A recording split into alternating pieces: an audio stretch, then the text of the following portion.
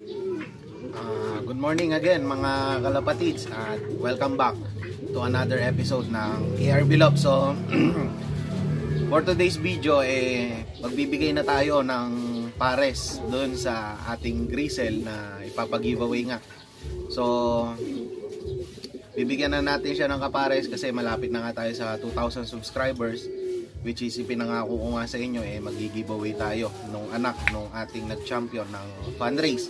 Papakita ko sa inyo kung sino yung ibibigay kong kapares, then yung bloodline, pati yung bloodline ni Grizzle. Sa bagay, before kasi nung nanalo yung Grizzle, sinabi ko naman na kung ano yung bloodline ni Grizzle na ipinanalo natin ng fundraise, first overall champion ng fundraise. Then magsiset na rin tayo para dun sa iba pang summer natin.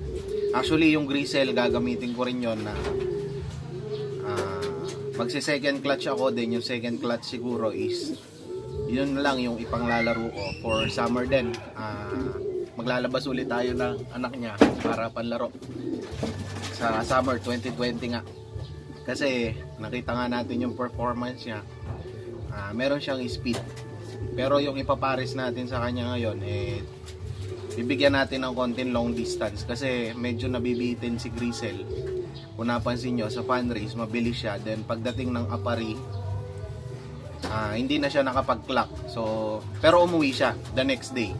Kaya paparisan natin siya ngayon ng medyo may pang long distance kasi medyo nabibitin nga siya. So mamaya ipapakita ko sa inyo kung ano yung ipaparis natin doon sa iba pang kinuha natin na alas nga, na tinatawag kong alas. Kung para sa akin kasi alas namin yun yung kung ano yung ibibigay natin pare sa kanila. Bago pala ang lahat mga kalapatids, kung bago ka pa lang dito sa aking channel, syempre huwag mo kalimutan mag-subscribe, then hit mo na rin yung notification bell para lagi kang updated. Then sa mga subscribers and viewers, maraming salamat po sa inyo kasi dahil sa inyo kung napansin nyo naman yung mga videos ko is monetize na. Meron na tayong commercial, kaya yun dahil sa inyong lahat. So maraming salamat, and bilang pasasalamat doon, yun nga, magpapag-giveaway tayo.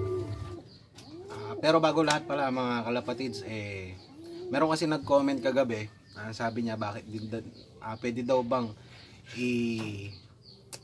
mag-loft tour ako dito sa aking loft. So maliit lang naman yung loft ko, pero ipapakita ko sa inyo. Pero kung napapanood nyo yung mga previous videos ko, actually nakita nyo na yon yung mga loft ko na to. Pero ito papakita ko pa rin sa inyo, mabilisan lang. So ito, unahin natin. Yan, yung nasa likod ko na yan. Nandyan yung mga pang winter nga natin na panlaban natin. So nandyan sila. Bali dalawa yung loft ko. Ito yung isa, medyo maliit lang to, pero kasya yung 10 yung laman nito. Then ito, yung bagong loft nga natin na pinagawa, na na-premyo natin sa fundraise nung nag-champion tayo. So ayan, dalawa yung loft ko. Supposedly ito gagamitin natin sa summer next year. Dalawa yung loft natin, pero by next year ang gagawin ko na ito is gagamitin natin pang north sector. Then ito is south, yung maliit na to. Then ito naman mga kalapatids is yung ating stock bird. Actually wala tayong masyadong stock bird. 4 lang to, puro cock sila. Ayan, mapapansin nyo, maliit lang yung natin.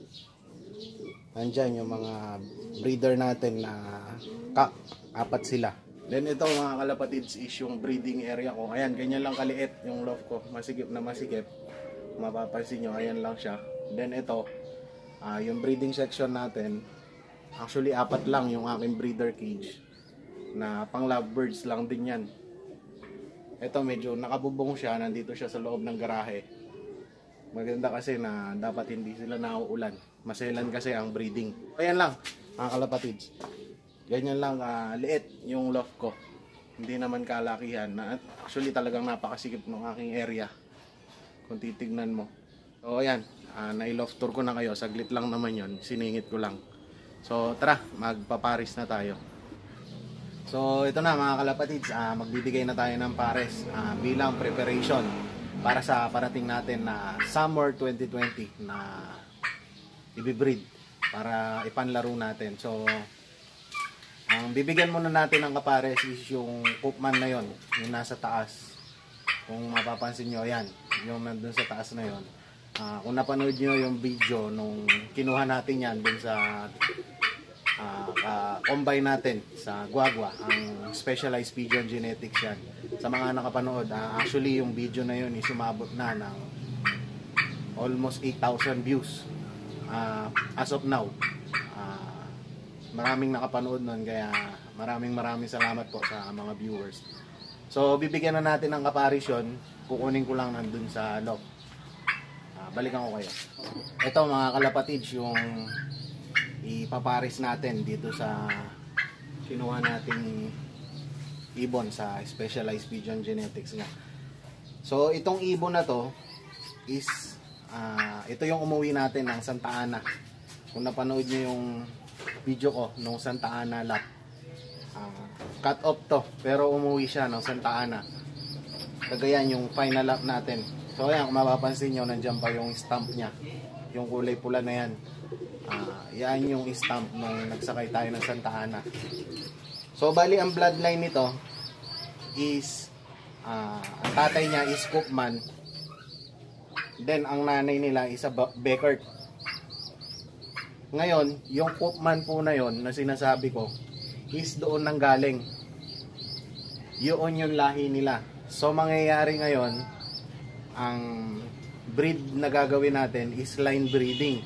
Bali lumilitaw po itong ibon na to, tsaka yung Koopman po na yon is apo niya to.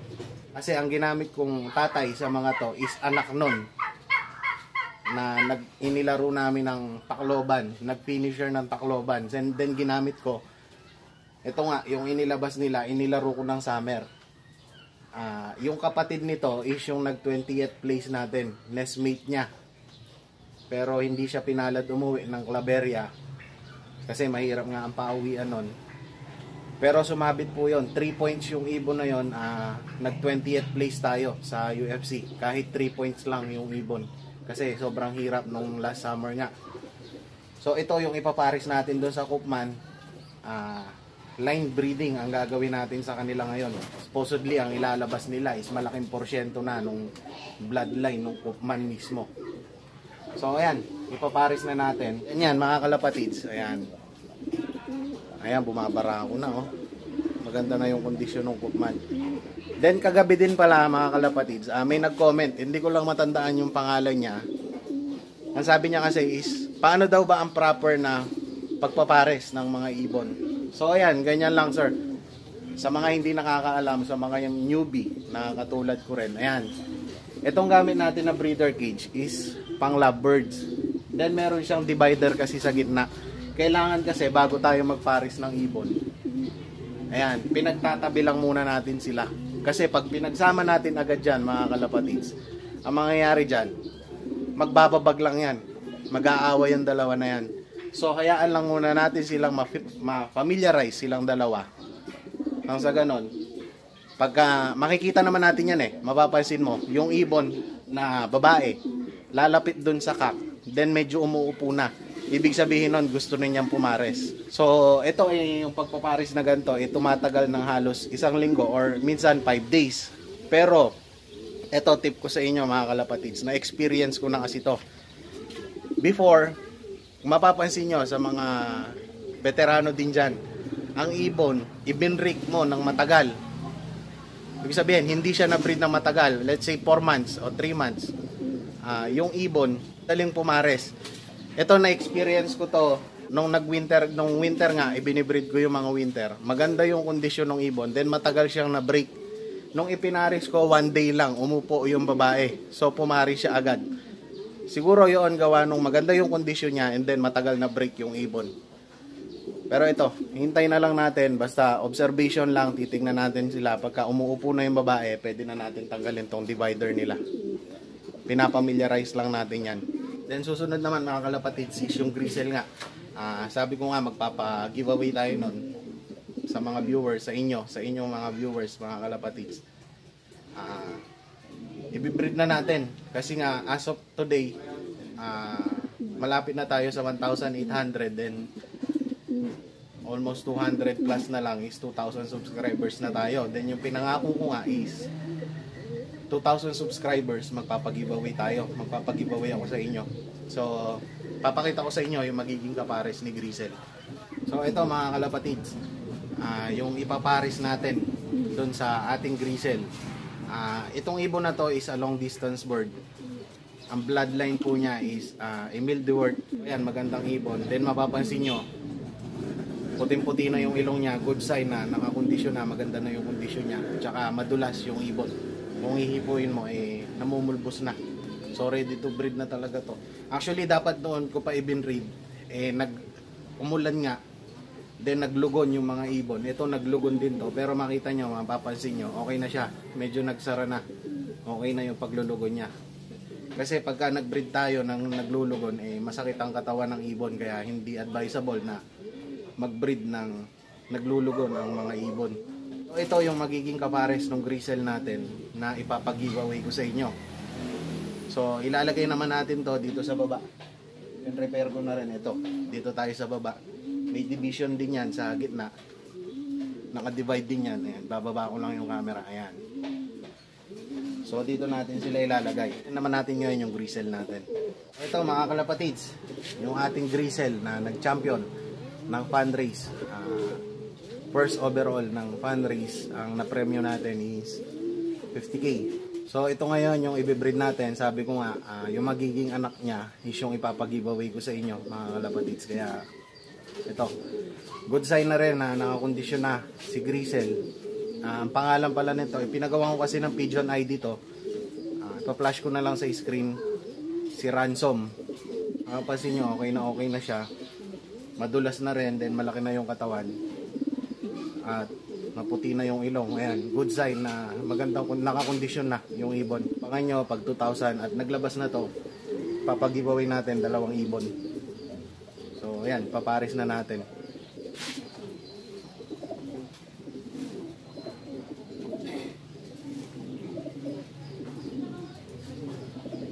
So that's it for today's video mga kalapatids.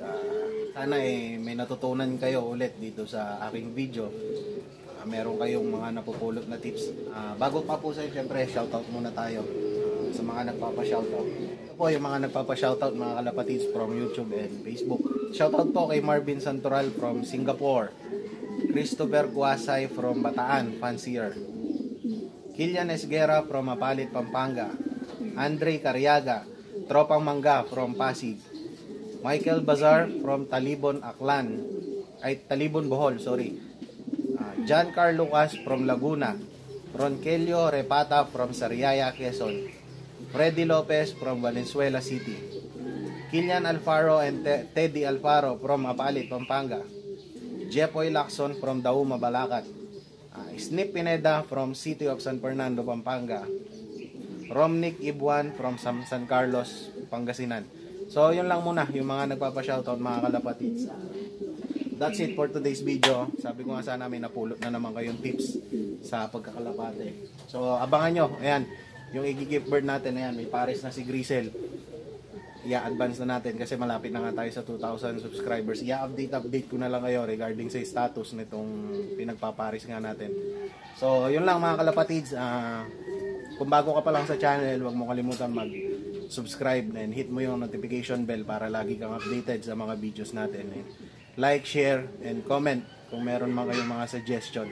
So, yun lang mga kalapatids. Good luck sa atin lahat and happy flying.